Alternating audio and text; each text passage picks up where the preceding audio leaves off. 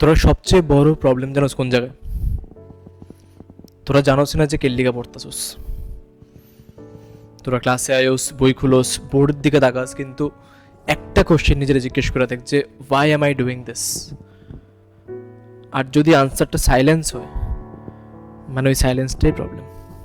যে বেঞ্চে আমি ক্লাস করছি, আমি জানতাম যে ওই বেঞ্চে এক না এক সময় সুন্দর পিচাই আসলো, যে এখন গুগলের সিইও। যে হস্টেলের রুমে বই আমরা গল্প করছি, আমরা জানতাম যে ওই হস্টেলের মধ্যে থেকেই হয়তো এক না এক সময় ফ্লিপকার্টের প্রথম আইডিয়া বের হয়ে আসলো। ডক্টর বা ইঞ্জিনিয়ার হইতে যাস, যদি মনে হয় যে ডেফিনেটলি আমি যে প্রিপারেশনটা নিয়ে আগাইতেছি আমার আলটিমেটলি আমার গোলে রিচ করতে লাগবো, then start dreaming yourself as one. নিজেরা ভাব যে যদি আমি ডক্টর হইতাম আমি কী ফিল করতাম। হলে যদি একটা কোশ্চেন সামনে ফেস করোস, গিভ আপ করার আগে ভাব যদি ডক্টর হয়ে থাকোস তো একটা পেশেন্টের সামনে দ্বারা গিভ আপ করতে পারবে কি পারতে। একটা মিডল ক্লাস ফ্যামিলি যখন নিজের সর্বস্ব দিয়ে একটা বাচ্চারে বাস পড়ানোর লিগা সব কিছু করে যায়, আর যখন ওই বাচ্চাটা একটা বড় এক্সাম, এবার যেই হোক, নিট হোক, ক্যাট হোক, গেট হোক, যেটা ইচ্ছা যদি ক্লিয়ার করে, তার মুখে যে এক্সপ্রেশনটা হয় না, এটা কোনো সময় কয়ে বোঝানোর মতো না। আমার মনে আছে আমি যখন প্রথমবার আমার যখন রেজাল্ট বাইরে হয়, আমি যখন প্যারেন্টসে গিয়ে করছি যে হয়ে গেছে গা, তার আর ফেসে যে এক্সপ্রেশনটা আছে না, এটা আই ডোন্ট থিঙ্ক যে এখন অব্দি আমি আর দেখতে পারছি। যদি এখন আমরা জিজ্ঞেস করি what was my biggest achievement, আমি এখনো হয়তো ঘুমো যে J advance was one of them.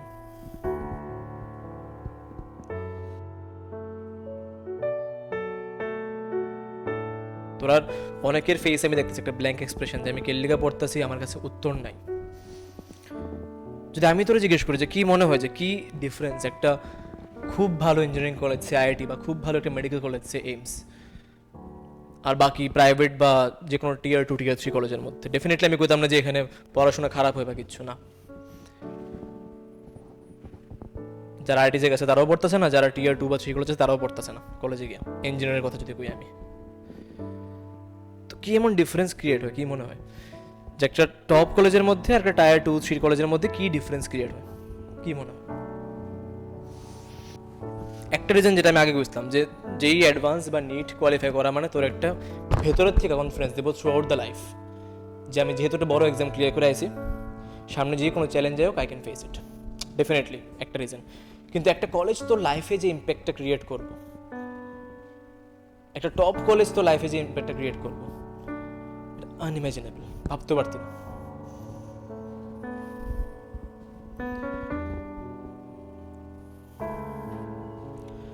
মানে অ্যাজ এ পার্সন আমি কলেজ যাওয়ার আগে যেমন আসতাম আর কলেজ থেকে বাইরে হয়ে যেমন হয়েছি, দুটো একদম ডিফারেন্ট। কলেজ তোরে শেখাবে বড় স্বপ্ন দেখতে, কারণ ওইখানে যে পিয়ার গ্রুপটা তুই পাবি, যে সার্কেলটা তুই পাবি, those are the smartest brains of the nation, যারা একটা জায়গার মধ্যে এখন আছে। এখন হয়তো অনেকে তোরা ইনস্টাগ্রাম বা এইসব জায়গার মধ্যে অনেক পোস্ট দেখো যে আইআইটি আগের মতো নাই, প্লেসমেন্টস আগের মতো হইতাছে না।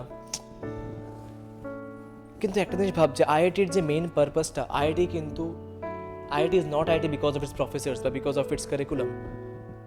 IIT is IIT because of its students. কারণ ওইখানে যে গ্রুপ অফ স্টুডেন্টসরা গেছে, যে পিয়ার গ্রুপটা ওইখানে আছে, তার থেকে কত কিছু শিখার আছে তুই এখানে গেলে বুঝবি।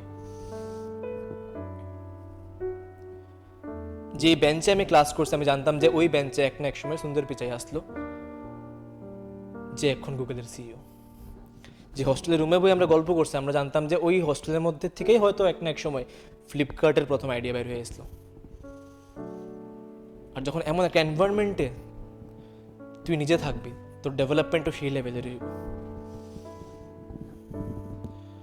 আমিও যখন আমার জব ছাড়ার পরে কোচিংয়ের মধ্যে জয়েন করি, যখন আমি নিজের কোচিং আমি খুলি, নিজের ইনস্টিটিউট খুলি, আমার পারপাস কিন্তু এটা আসতো না যে just to become another tuition teacher, না। যারা হয়তো আমার সঙ্গে যুক্ত 4-5 বছর ধরে, তোরা দেখছো যে আমরা প্রগ্রেসটা ইয়ার অন ইয়ার কি হইতাছে, কি কি ইনোভেশন আমরা আনতাছি আস্তে আস্তে, অ্যান্ড ডেফিনেটলি আরও বছরের পর বছর হইবই। আর আমি এটাও চাই তোরাও বড় স্বপ্ন দেখ।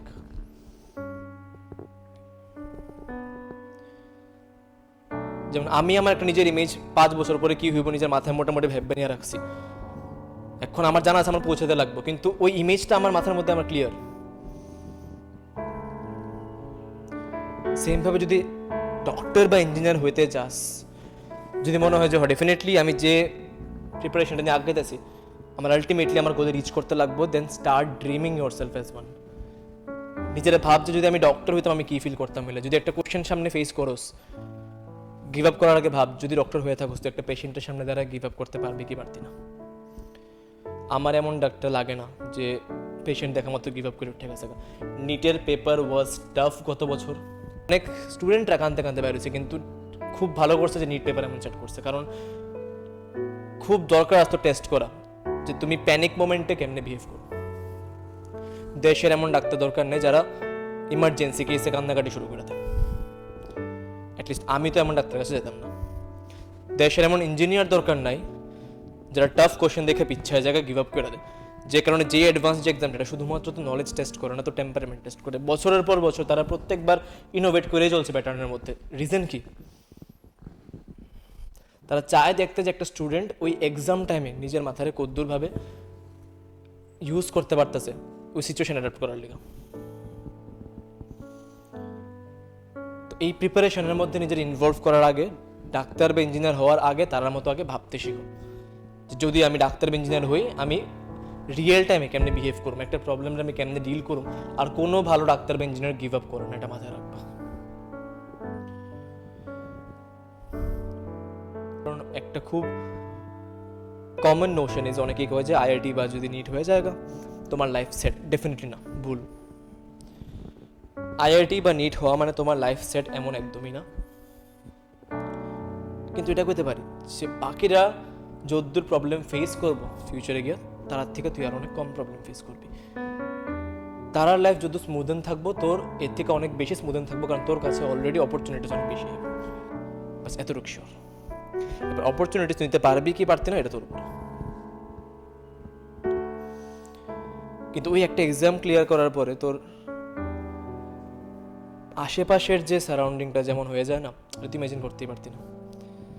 আমার মনে আছে আমি যখন প্রথমবার আমার যখন রেজাল্ট বাইর হয়, আমি যখন প্যারেন্টসে গিয়ে করছি যে হয়ে গেছে তার আর ফেসে যে এক্সপ্রেশনটা আছে না, এটা আই ডোন্ট থিঙ্ক যে এখন অব্দি আমি আর দেখতে পারছি।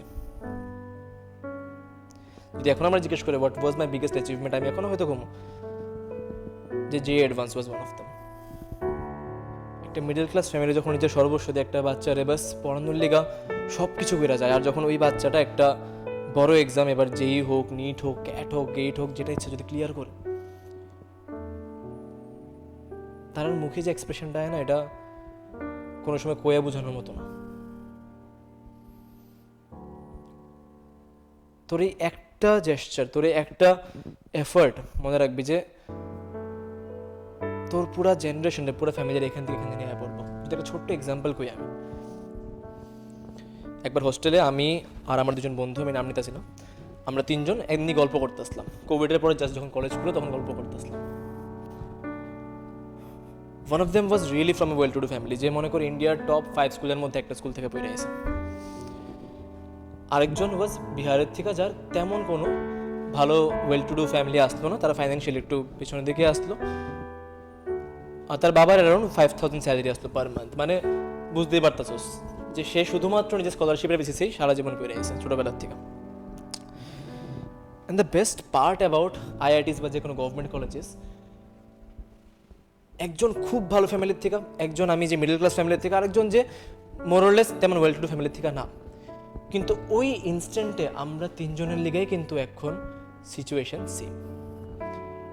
আমরা তিনজনরে একই রকমের রুম শেয়ার করতে লাগতেছিল, আমরা তিনজন একই রকম থালায় ভাত খেতে আসলাম, আর আমরা তিনজন একই রকম ওয়াশরুম ইউজ করতে আসলাম। আমরা তিনজনের লিগে কিন্তু এখন সিচুয়েশন পুরো সেম। মানে যে ব্যারিয়ারটা সোসাইটি আগে ক্রিয়েট করে রাখছিল, এখন একটা টপ গভর্নমেন্ট কলেজ তিনজনের সেম জায়গাতে নিয়ে পড়ছে। এবার ওইখান থেকে কে কোন জায়গায় যাবো এটা তারার উপরে। অ্যান্ড গেস হোয়াট, যখন প্লেসমেন্ট লাগে দুজনেরই মোরলে সেম পেইং জব আসলো, সেম টাইপের কোম্পানি আসলো। যে ছেলেটা সারা জীবন নিজের স্কলারশিপ দিয়ে বেড়ে আছে, তার জব গুগলে লাগছে, গুগল হার্ডওয়্যার। তুই ভেবে দেখ যে তারপরের জেনারেশন যারা এবো সবার কিন্তু একসঙ্গে ফিউচার চেঞ্জ হয়ে গেছে। That's the power of a top college.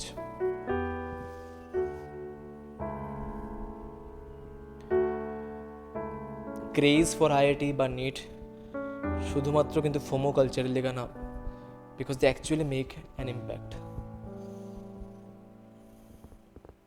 তো আইআইটি কোনো সময় জব বা এইমস কোনো সময় ডাক্তার হওয়ার লিগে পড়তেছে এরকম যাতে না হয়।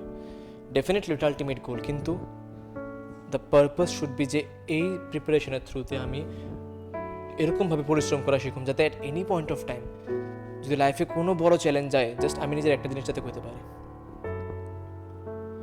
যে I might not be the smartest one in the room, কিন্তু আমার এতটুকু জানা আছে যে রুমে যারা আছে সবার থেকে বেশি পরিশ্রম করতে পারো। বাস এই কনফিডেন্সটাই এক্সাম ধরে দেবে।